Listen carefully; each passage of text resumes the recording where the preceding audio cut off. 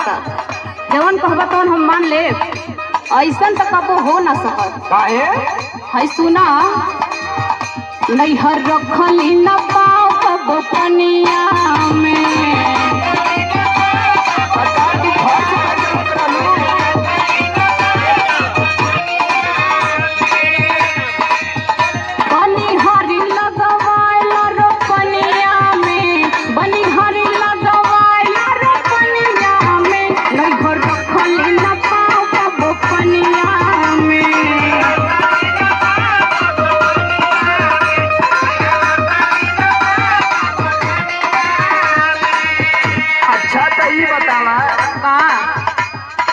कि हमहन का सगरी कमाई है, खेती किसानी है ना।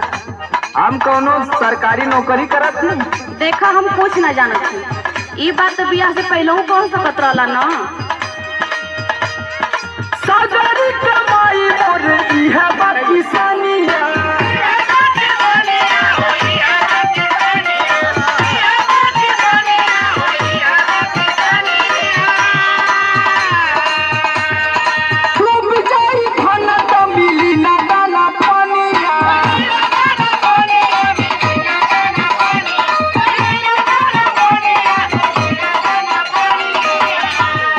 सारा कुछ यही के ऊपर चलत है ना।